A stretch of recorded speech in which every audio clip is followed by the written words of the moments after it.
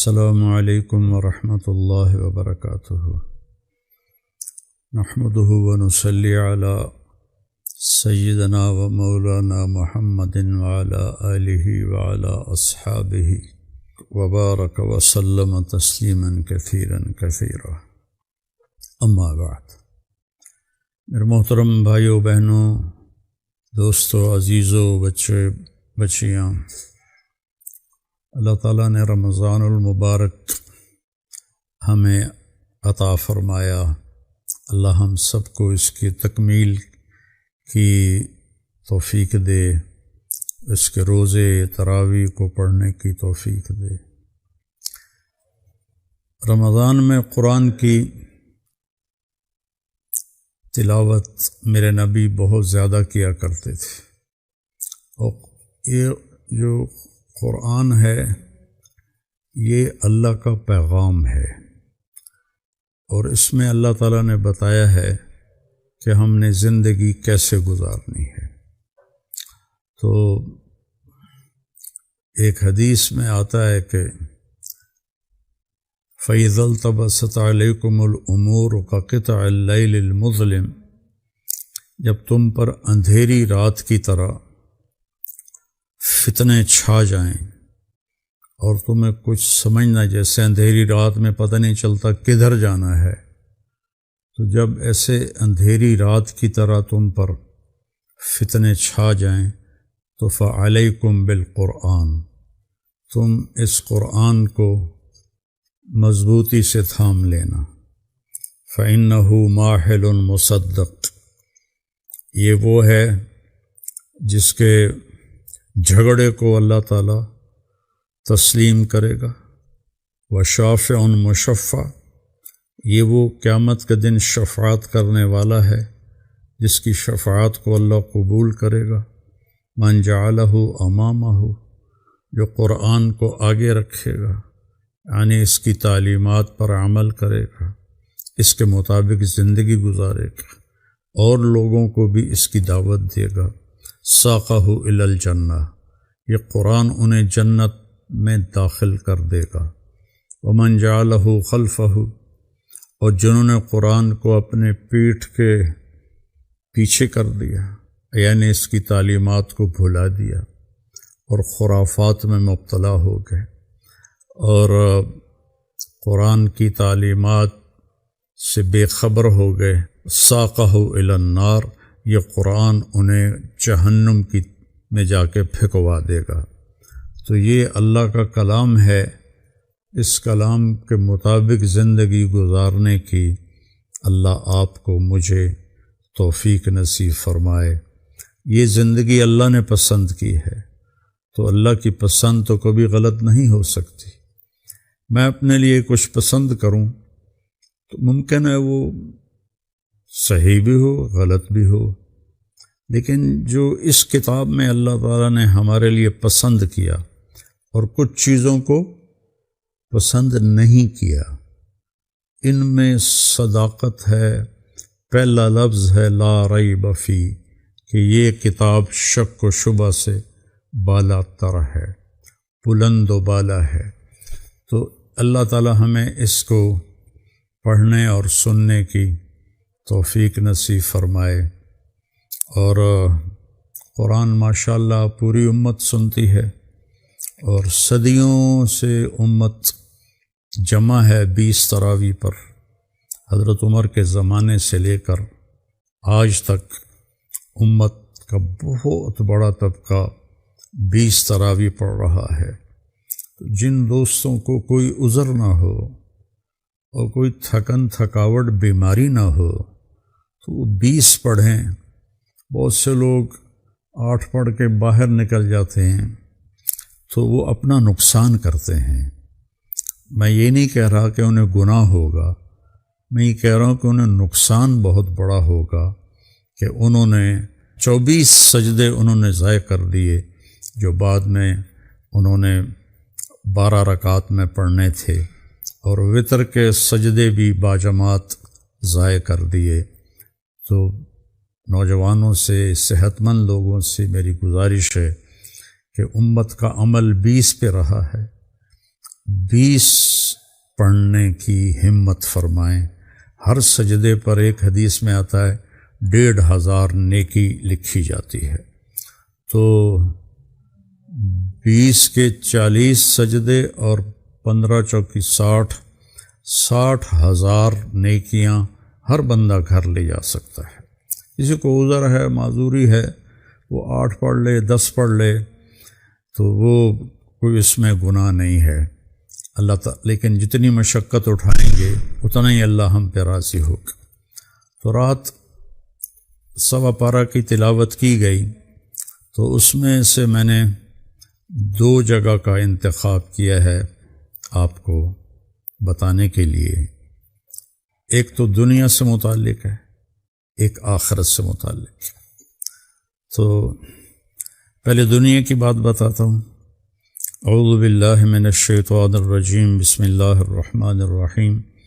وَإِذْ أَخَذْنَا مِيثَاقَ بَنِي إِسْرَائِيلَ لَا تَعْبُدُونَ إِلَّا اللَّهَ وَبِالْوَالِدَيْنِ إِحْسَانًا وَذِي الْقُرْبَى وَالْيَتَامَى وَالْمَسَاكِينِ وَقُولُوا لِلنَّاسِ حُسْنًا وَأَقِيمُوا الصَّلَاةَ وَآتُوا الزَّكَاةَ۔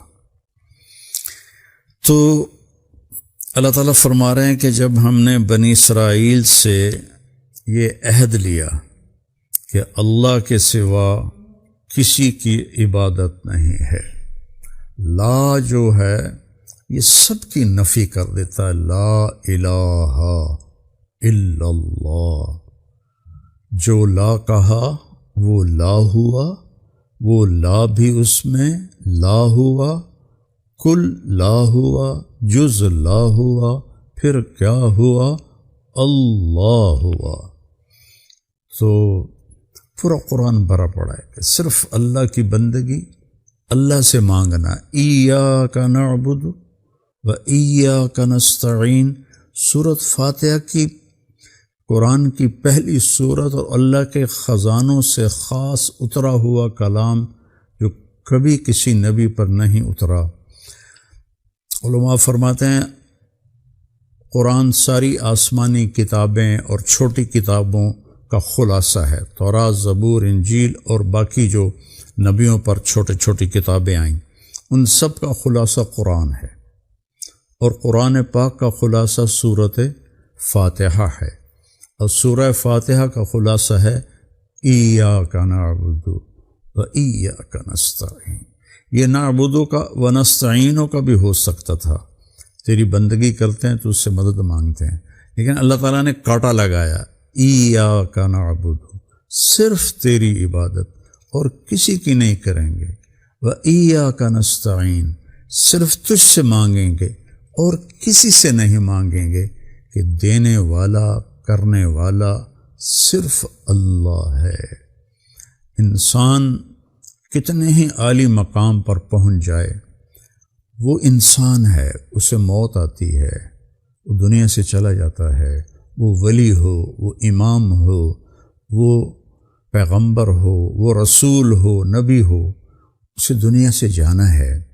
تو جو پیدا ہونے میں بھی اللہ کے محتاج اور پھر مر جانے میں بے اختیار، صرف ہمارے نبی کو اللہ نے اختیار دیا تھا کہ عش ما شئت، میرے حبیب آپ جتنا رہنا چاہتے ہیں آپ کو اجازت ہے، لیکن فإنک میت، موت آپ پر بھی آئی۔ تو اللہ موت سے بھی پاک ہے، اللہ کو کسی نے بنایا بھی نہیں ہے، لم یلد ولم یولد ہے، اور اللہ پاک کے پاس ساری کائنات کے خزانے ہیں، اسے کہیں سے لینا نہیں پڑتا دینے کے لیے۔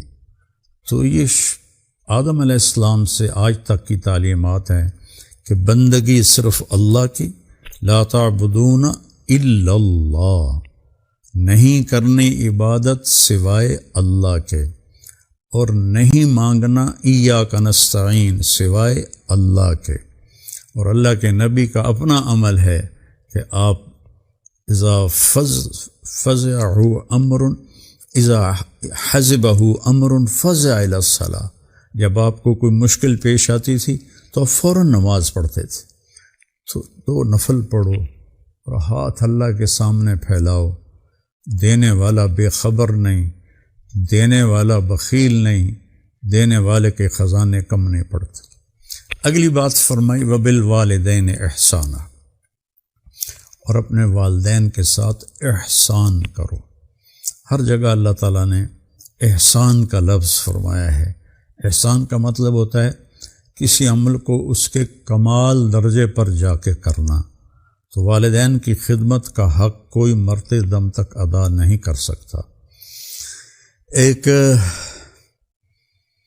شخص خراسان سے چلے، اپنی والدہ کو انہوں نے اپنی کمر پہ بٹھایا اور پیدل چلتے چلتے مہینوں میں وہ مکہ پہنچے، حج کیا، سارا والدہ کو کمر پہ بٹھا کے حج کے مناسک ادا کر کے عبید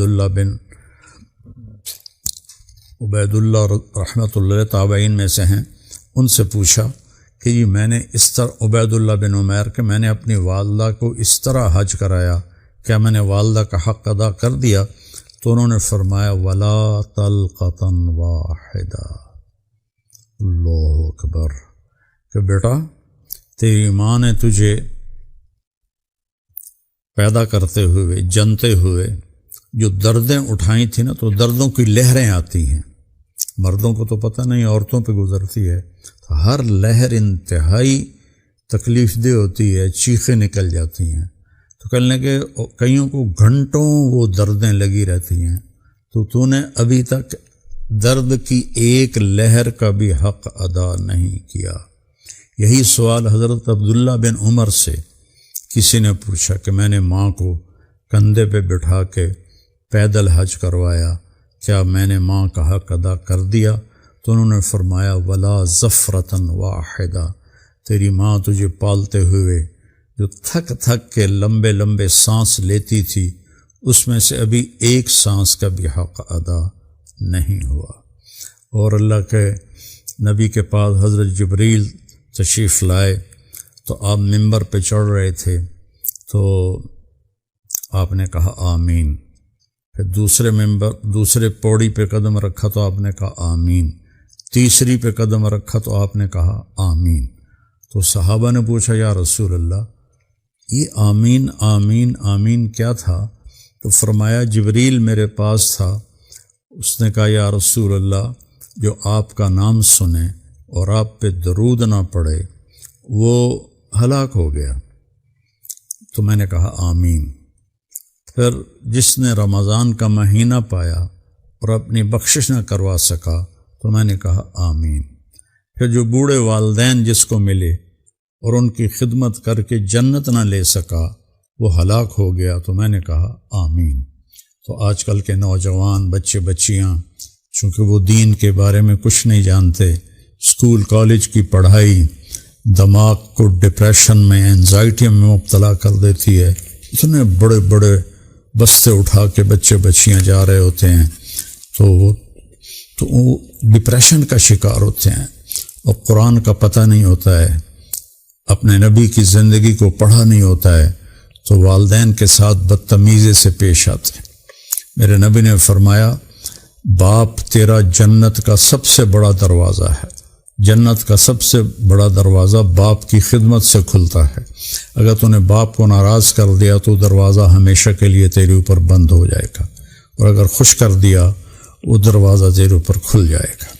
پھر فرمایا وذل قربا، اور رشتہ داروں سے بھی اچھا سلوک کرو، ان کی کمیاں کوتاہیاں برداشت کرو۔ میرے نبی کے رشتہ دار بنو ہاشم فتح مکہ پہ ایمان لائے سارے، اس سے پہلے سب اسلام سے دور رہے سوائے چند ایک کے، تو آپ نے اس کے باوجود ان کے ساتھ اچھا سلوک رکھا۔ اور جنگ خندق کے بعد جو اتنی خوفناک صورتحال تھی کہ وَإِذْ زَاغَتِ الْأَبْصَارُ وَبَلَغَتِ الْقُلُوبُ الْحَنَاجِرَ، جب آنکھیں پھٹ گئیں اور کلیجے اچھل کے منہ کو آ گئے، ایسی حالت ہوئی جنگ خندق میں۔ لیکن اس کے بعد مکہ میں قحط آیا تو ابو سفیان جو لشکر کا سردار تھا، آپ نے اس کو 300 دینار بھجوائے، بہت بڑی رقم تھی 300 دینار، کہ مکے والوں میں غلہ خرید کے تقسیم کرو، یہ میرے نبی کا عمل ہے۔ ہم چھوٹی چھوٹی باتوں پر سگے بھائیوں سے لڑے ہوتے ہیں، سگی بہنوں سے لڑے ہوتے ہیں، چاچے تائے ماموں خالہ پھوپھی سے لڑے ہوئے ہوتے ہیں، اور خاص طور پر رشتوں پہ ایسے قطع تعلق ہوتا ہے کہ مرتے دم تک ایک دوسرے کو سلام نہیں کرتے۔ میں نے رشتہ مانگا بہن سے، اس نے رشتہ ہی نہیں دیا، میں نے بھائی سے رشتہ مانگا بیٹے کا، اس نے رشتہ ہی نہیں دیا۔ رشتے تو آسمانوں پہ طے ہوتے ہیں، چھوٹی چھوٹی باتوں پہ لڑنا نہیں، ان کے ساتھ بھی اچھا سلوک کرنا ہے۔ پھر فرمایا والیتامى، اور یتیموں کے ساتھ بھی اچھا سلوک کرو۔ میرے نبی خود یتیم ہیں، یتیم تھے، یتیم کے طور پہ پرورش پائی۔ یتیم کے سر پہ کوئی ہاتھ رکھے تو جتنے اس کے سر کے نیچے بال آ جاتے ہیں اتنی اس کی نیکیاں لکھی جاتی۔ اور آپ نے فرمایا جس نے 4 یتیموں کی پرورش کی وہ ایسا ہے جیسے ساری رات کا تہجد پڑھنے والا، سارے دن کے روزے رکھنے والا، اور سارے دن رات کا ذکر کرنے والا، اور ساری زندگی اللہ کے راستے میں جہاد کرنے والا۔ اتنے بڑی فضیلت سنائی 4 یتیموں کی پرورش پر۔